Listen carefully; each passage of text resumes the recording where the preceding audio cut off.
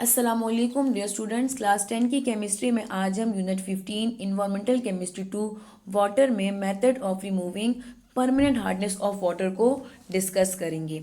Students, what is hard water? The water which do not produce lather with soap and produce scum is known as hard water. यानी कि ऐसा water जो कि soap के साथ leather नहीं बना सके, यानी कि जाग नहीं बना सके और वो स्कम बनाए, सच टाइप ऑफ वाटर को हार्ड वाटर कहा जाता है। हमारे पास जो हार्ड वाटर है वो टू टाइप्स का है। फर्स्ट वन हमारे पास है temporary hard water, second one हमारे पास है permanent hard water. Temporary hard water को हम प्रीवियस लेक्चर में डिस्कस कर चुके हैं। इस लेक्चर में हम परमानेंट हार्ड वाटर को डिस्कस करते हैं। Permanent hard water hardness of water is due to the presence of chloride और sulphate of carbon and magnesium. हमारे पास अगर वाटर में कैल्शियम और मैग्नीशियम के क्लोराइड होंगे, यानी कि मैग्नीशियम क्लोराइड या कैल्शियम क्लोराइड, या अगर इनके सल्फेट होंगे जैसे कि मैग्नीशियम सल्फेट या कैल्शियम सल्फेट, तो ये सल्फेट और क्लोराइड क्या करेंगे, ये वाटर की परमानेंट हार्डनेस को कॉज करेंगे, यानी कि इनको आसानी से रिमूव नहीं किया जा सकता। सिंपल बॉइलिंग से या क्लैक मेथड से बाय एडिंग स्लेक लाइम से ये रिमूव नहीं किए जा सकते। These salts are soluble in water and produce the respective ion in water। ये हमारे पास जो सॉल्ट्स होते हैं, जो मिनरल्स होती हैं, कैल्शियम और मैग्नीशियम की जो सल्फेट और क्लोराइड होते हैं, ये वाटर में डिजोल्व होते हैं, आयंस की फॉर्म में एग्जिस्ट करते हैं। यानी कि कैल्शियम क्लोराइड कैल्शियम आयन और क्लोराइड आयन में एग्जिस्ट करता है। Magnesium chloride magnesium ion and chloride form में एग्जिस्ट करता है। इसी तरह कैल्शियम सल्फेट और magnesium sulphate calcium ion and sulphate ion की फॉर्म में या magnesium ion and sulphate form में एग्जिस्ट करेंगे। चूंकि ये सल्फेट और क्लोराइड वाटर में सॉल्युबल है, इसलिए ये नज़र नहीं आते, ये आयंस की फॉर्म में होते हैं, लेकिन ये वाटर की हार्डनेस को कॉज करते हैं, जिसकी वजह से वाटर जो है वो सोप के साथ इजीली लेदर नहीं बनाता।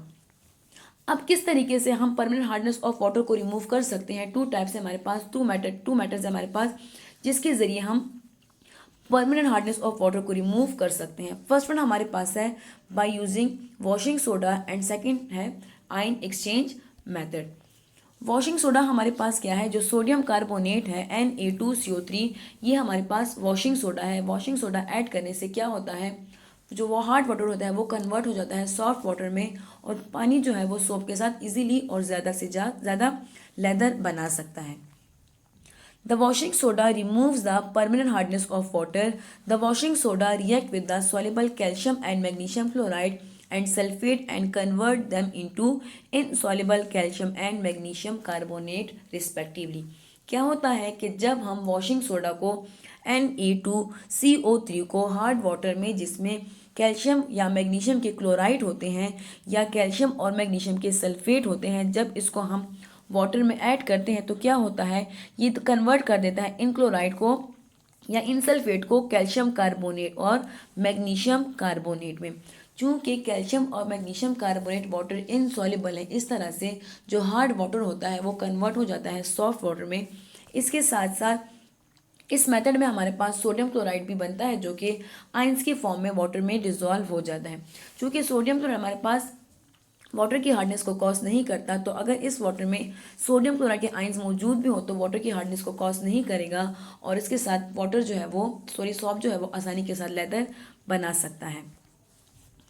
सेकेंड हमारे पास है आयन एक्सचेंज मेथड। अब आयन एक्सचेंज मेथड में क्या होता है, इसमें हम आयन एक्सचेंजर यूज़ करते हैं, जिसको मोस्टली जियोलाइट कहा जाता है।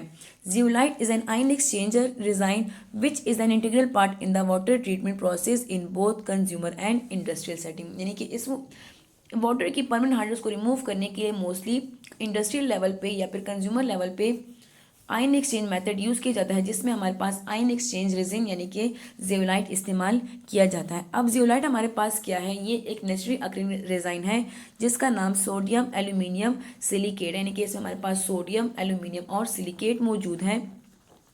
ये जियोलाइट हमारे पास नेचुरली भी पाया जाता है और इसको आर्टिफिशियली भी प्रिपेयर किया जा सकता है।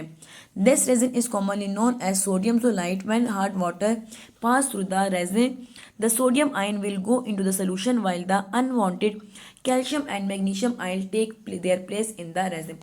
क्या होता है कि जब हार्ड वाटर में हम यानी कि जिसमें हमारे पास कैल्शियम या मैग्नीशियम के सल्फेट या क्लोराइड होते हैं, जब इसमें हम सोडियम जियोलाइट ऐड करते हैं तो सोडियम जियोलाइट हमारे पास क्या करता है, ये वाटर में मौजूद कैल्शियम आयन को या मैग्नीशियम आयन को रिप्लेस कर देते हैं, उनकी जगह ले लेता है।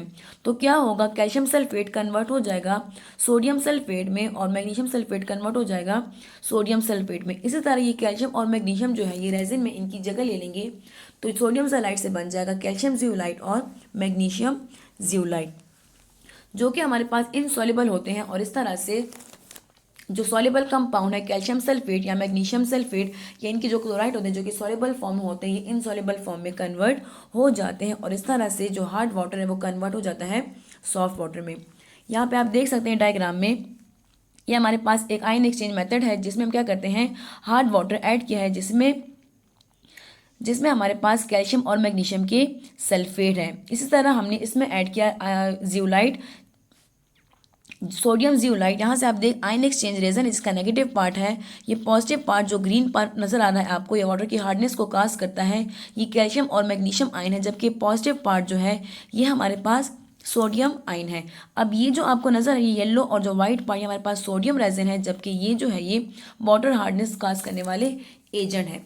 क्या होता है कि ये हमारे पास जो हार्डनेस को काज करते हैं ये सोडियम को रिप्लेस कर देंगे, इनकी जगह ले लेंगे और सोडियम वाटर में इन सॉल्युबल फॉर्म में आ जाएगा। तो इस तरह से जो कैल्शियम और मैग्नीशियम है वो जियोलाइट में से सोडियम को रिप्लेस करके कैल्शियम यहाँ पे मैग्नीशियम जियोलाइट बनाएंगे और साथ में बनाएंगे सोडियम क्लोराइड, जो कि वाटर सॉल्युबल है और वाटर की हार्डनेस को कॉज नहीं करता। अब हार्ड वाटर को यूज़ करने के क्या क्या डिसएडवांटेजेस है, क्या क्या नुकसान होते हैं अगर हम हार्ड वाटर को यूज़ करेंगे। Hard water consume large amount of soap in washing processes, यानी कि जो हार्ड वाटर अगर हम यूज़ करेंगे वॉशिंग पर्पसेस के लिए तो क्या होगा, ये लार्ज अमाउंट ऑफ सोप को यूटिलाइज करेगा, ज़्यादा साबुन इस्तेमाल होगा। Use of hard water for drinking purposes for a long time causes dysentery, intestinal and stomach disease. अगर हम इस हार्ड वाटर को पीने के लिए इस्तेमाल करेंगे तो ये मुख्तलिफ किस्म की इंटेस्टाइनल और स्टमक डिजीजेस को कॉज करेगा। If magnesium sulphate is present in the hard water it weakens the stomach function. अगर हार्ड वाटर में मैग्नीशियम सल्फेट लार्ज अमाउंट में मौजूद है तो ये क्या करेगा, ये हमारे स्टमक के फंक्शन को वीक कर देगा, यानी कि स्टमक के जो फंक्शन होते हैं, जो इसकी डाइजेस्टिव एक्शन होते हैं वो क्या होंगे, वो डिस्टर्ब होंगे, प्रॉपरली वर्क नहीं कर पाएंगे। इसके अलावा और क्या डिसएडवांटेजेस है हार्ड वाटर के, hard water is unfit to use in the steam engine and boiler. When hard water is use in the boiler calcium and magnesium salt settle down at the bottom as hard insulating scale. As a result more fuel is consumed in producing steam. कहते हैं अगर हम steam engine में या boiler में, यानी कि ऐसे इंजन जो कि स्टीम के प्रोडक्शन के लिए यूज़ होते हैं, अगर हम वहाँ पे हार्ड वाटर यूज़ करेंगे तो यहाँ पे इनके जो बॉटम में क्या हो जाएंगे, यहाँ इनके जो होल्स होते हैं, यहाँ पे बॉइलिंग के दौरान जो कैल्शियम कार्बोनेट या मैग्नीशियम कार्बोनेट्स बनते हैं वो यहाँ पे जमा होना शुरू हो जाएंगे, जो कि इनको ब्लॉक भी कर सकते हैं, इनकी ब्लॉकेज को भी ये कॉज कर सकते हैं। इसके साथ साथ अगर ये ब्लॉक कर देंगे तो हमें लार्ज अमाउंट ऑफ हीट भी रिक्वायर होगी। इसके अलावा ये क्या कॉज करता है, if this are not remove they block the tube. अगर इन स्केल को हमारे पास जो इसके दौरान कैल्शियम और मैग्नीशियम के जो कार्बोनेट बनते हैं अगर इनको रिमूव ना किया जाए तो क्या कर देंगे, इनको ब्लॉक कर देंगे, जिसकी वजह से इंजन जो है वो हमारे पास ख़राब हो सकते हैं। This make constant threat to the explosion of boiler. इसके साथ क्या होगा कि ज़्यादा से ज़्यादा हीट रिक्वायर होगी, ज़्यादा से ज़्यादा एनर्जी रिक्वायर होगी, इसको ज़्यादा हीट रिक्वायर होगी, जिसकी वजह से जो इंजन होंगे, जो बॉयलर होंगे वो एक्सप्लोज भी हो सकते हैं, वो उनमें धमाका भी हो सकता है। This deposition of a scale inside the boiler cause over heating and reduce the life of boiler. इससे क्या होगा, ज़्यादा एनर्जी रिक्वायर होगी, ज़्यादा हीटिंग होगी, तो बॉयलर के जो लाइफ टाइम होगा वो जल्दी से ख़त्म हो जाएगा, यानी कि वो जल्दी ख़राब हो जाएंगे। तो स्टूडेंट्स आज के लेक्चर में हमने परमानेंट हार्डनेस ऑफ वाटर को डिस्कस किया और हमने डिस्कस किया कि किन मेथड से हम परमानेंट हार्डनेस ऑफ वाटर को रिमूव कर सकते हैं। आज हमारा चैप्टर 16 कंप्लीट हो गया। Thank you.